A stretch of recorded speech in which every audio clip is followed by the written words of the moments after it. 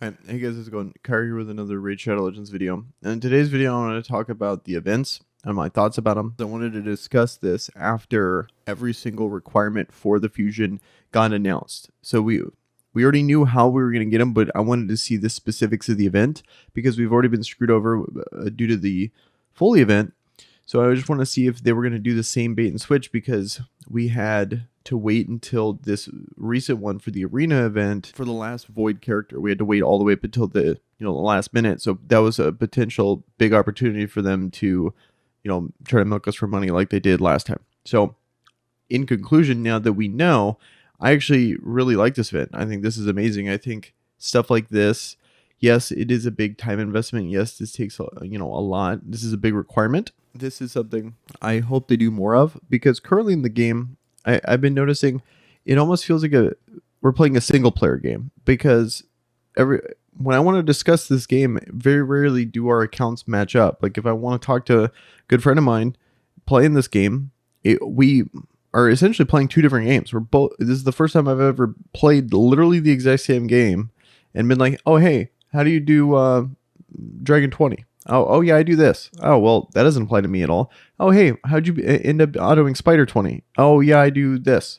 And he tries to ask me for advice too, and none of it really applies. And so it's really hard to create a dialogue or talk to your friends about it. Everyone's just kind of in their own little bubble, and I feel like it kind of harbors a lot of weird animosity because people go like, oh, he just has this, so that's how he could do it easily. That's why I'm struggling. And then it's just very strange. It's just a weird issue in this game. And so having these events, I think it's really cool because now we have the same characters. So now, like, I could go like, hey, how do you build Harvest Jack? Like, oh, I'm building him this way. What do you think? And then like, oh, I'm gonna go like a support route. Cool. Let me know how that goes. And so, because it's guaranteed, in this point that we're going to get that character. It's still not, an RNG based thing, even though, yes, it's very time consuming. But I feel like after seeing every step in the chain to get him, I think it is reasonable. And I hope they implement this more often. Like, I think it'd be really cool if this becomes a consistent thing where we don't necessarily get the best legendaries, but we get good ones. Like, I think Molly Tankard is a perfect example of a character in that range, of a character that would be worth, going for. Me personally, I wasn't really playing the game that often. I was kind of taking a break, so I didn't go for her. But after seeing her consistently in arena, I could see her being used in dungeons. Like she's just a really solid character. She's not like super game breaking, but she is very good, and she's gonna be good in faction wars, stuff like that. So, like that's the kind of level of legendary. Like just kind of looking at the legendaries, I was just thinking like, I wouldn't go for any Bannerlord that's not a void one. I feel like, Martyr obviously is too good. Bad L obviously too good. They're not going to do that, but there's a lot of good legendaries that I think would be perfectly reasonable to give out in these style of events. I think they would bring together a lot of people.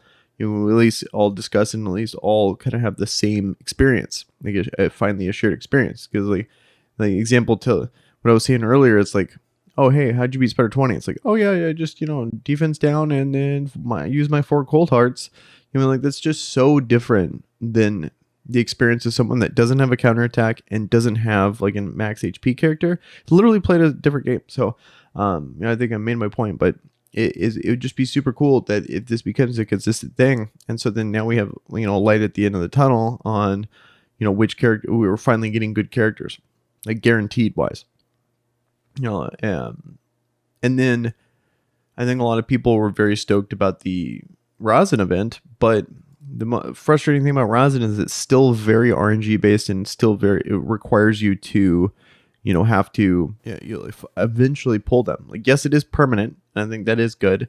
I do want to say one thing though about the Harvest Jack event. I think how they implement getting rares through the dungeons, I think is awful.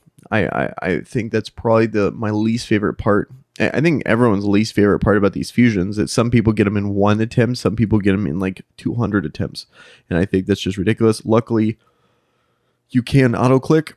I don't know. I really don't got any good solution there, but Other than that, if you get really screwed over by RNG there, I think that'd be super discouraging, especially if you're free to play when your resources are very limited, and then you just get hard stuck on like the Fire Knight one. For example, I could see that being just awful, like an awful experience. So hopefully, if they just keep it in these tournament structures, like if they just dodge that, or we just maybe have to live with it, but overall, I think it's just really good. And so, but back to what I was saying about Rosin, is Rosin's cool and all. It's just, I like this whole, we have 2 weeks. Here's the requirements and we're going to get them. With Rosin, I literally, when Rosin was announced, I had every single rare except one. And I finally, like right when the Harvest Jack event happened, I finally pulled him. Like that's how long it took, because I just kept, getting unlucky. It's just, so that event is cool, and I'm really stoked to get Rosin. But it is frustrating that, after many ancient shard pulls, I find it took that long to get, to even have the opportunity to go for him as a fusion. So I think hopefully, just in conclusion, I guess, I think I really want to have more community-based events / things to where we can actually talk with each other and actually have very similar experiences. I mean, like at this point, it's just we have to hope that we both, like if me and my friend are talking, it's like we both pulled the same character and we both can compare and contrast. But a lot of times even the character we have, that we use so many different characters because he's pulled a ton of different ones. I pulled a ton of different ones. Our comps are completely different. So in some ways, it's kind of cool. I do got to say that it is kind of cool because people are not just like finding videos online and just copying. What happens is you actually got to use your brain and really, figure out your personal puzzle. But I think it would be really cool to have a lot more, stuff that doesn't discourage people from playing with each other or talking with each other. Like as the game is currently Clan Boss is very competitive and very anti teamwork. And then let alone, and besides that, just the act of like being in a guild together, it doesn't really feel like you are.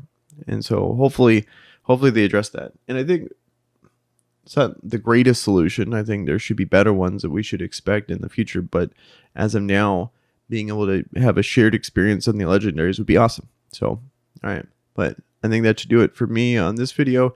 If you guys agree, I mean, I'm really curious to what you have to say on this, because this is just an idea I've been having about this game, that it just really feels like a single player RPG. So if you please let me know your thoughts down below. Also, let me know what you think about this event. I think it's good. I think it's fair, except for the RNG on the dungeons. Hopefully they make a guarantee or something like, hey, if they need to start adding that, that'd be cool. But you guys have a good one.